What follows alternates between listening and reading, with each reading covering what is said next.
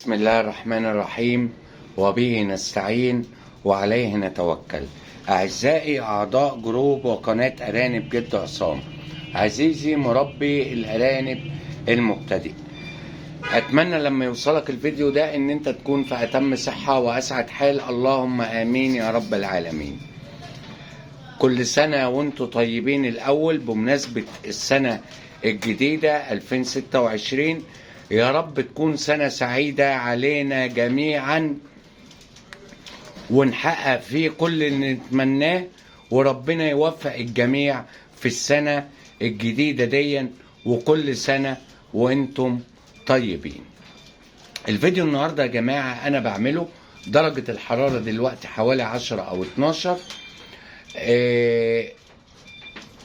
البرد والكلام ده كله أنا ما بيهمنيش البرد ولا الحاجات دي كلها، لان الارنب بيتكيف مع اي درجة حرارة. هي السلالة بتاعته اللي موجودة عندي كده، والحمد لله الارانب شغالة ومفيش اي مشكلة. دول ارنبتين كانوا المفروض هيولدوا امبارح وولدوا امبارح. طب انت يا عم عصام بتعمل ايه بعد ما الارنبة بتولد؟ او ليه الارنبة عندك بتولد الاعداد اللي هي دي ما شاء الله؟ بص يا عم، اول حاجة حضرتك لازم تبقى فاهمها ان في الصيف الاعداد بتاعة الارانب بتقل، لان الخصوبة بتاعة الارنب بتقل في فصل الصيف، سواء النتاية او الذكر. وبالتالي انا زيكم الصيف ممكن اللي هي شهر 7 8 9 الارانب تولد 3 4 الحاجات دي، انما بعد كده لا، الحمد لله الارانب 8 فما فوق، وكل اللي واخدين مني ارانب عارفين كده. فانت ما تقلقش لو العدد كان عندك قليل في فترة الصيف، لان الخصوبة بتقل. طب انت بتلقح الارانب ازاي برضو يا عم عصام؟ يا جماعة انا طريقتي في التلقيح بتاعة الارانب، انا بلقح تلقيحتين ورا بعض. يعني ايه ورا بعض؟ بلقح تلقيحة وبعدها بدقيقتين 3 أو 5 دقايق بلقح التلقيحة التانية من ذكر تاني او من نفس الذكر، بلقح تلقيحتين 2. طب ليه بلقح تلقيحتين؟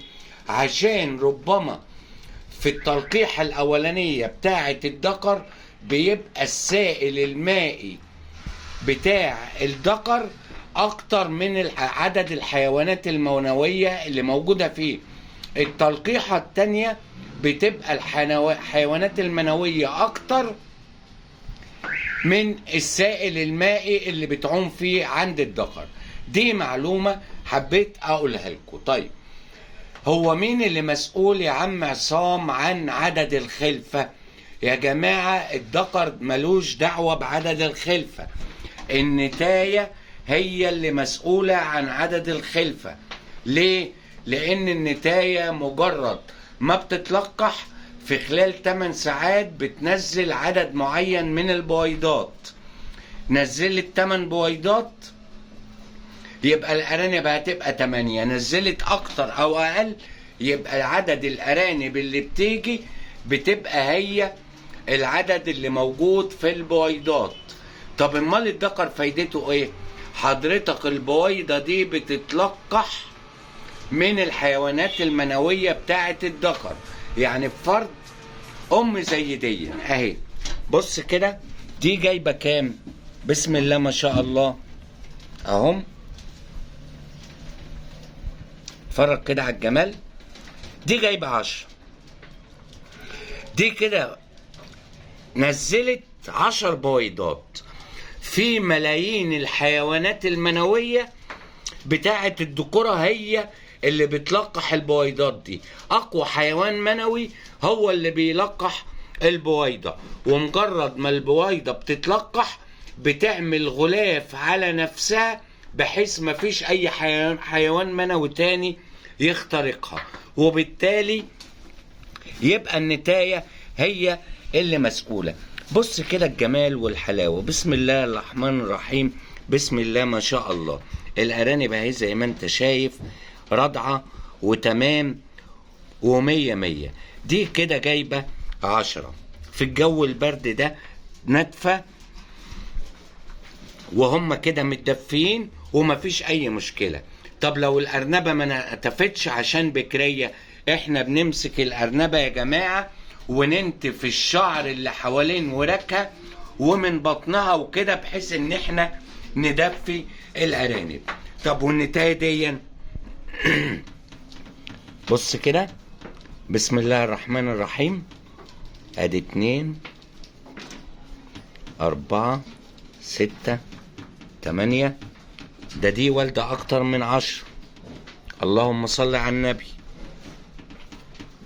طب دول هيعيشوا يا عم عصام؟ باذنك يا رب هيعيشوا. اتفرج كده على الجمال والحلاوة وقول اللهم صل على النبي. يا رب تكون سنة جديدة وسنة سعيدة عليكم. 2 4 6 8 10 11.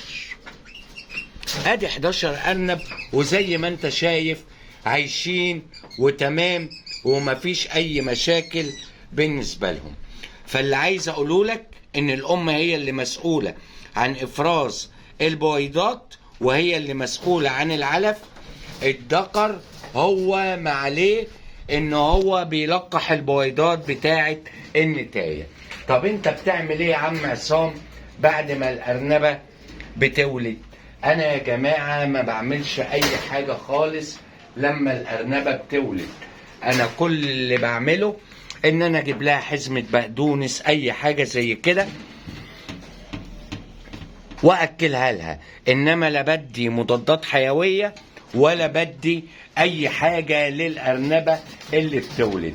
لان قالوا مثل، انا عن نفسي اللي قلت الموضوع ده، هي الارنبة ولدت هنكرمها ولا هنخرمها؟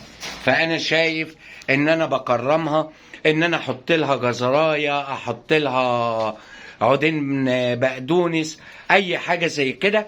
انما انا ما بديش اي حاجه للارانب كده. انا عايز اوريك ان انت تشتغل في الشتاء وفي الساعه دي وما تخافش، وان شاء الله ربنا هيوفقكم جميعا. ومرة تانية لو عجبك الفيديو اعمل لايك، شيره وقول لي رأيك ايه. والحمد لله كل اللي خدوا من عند ارانب الفترة دي كله ولد، وكله الحمد لله جاب اعداد كويسة. وربنا يا رب يرزقكم بمناسبة السنة الجديدة، وكل سنة وانتم طيبين. والسلام عليكم ورحمة الله وبركاته.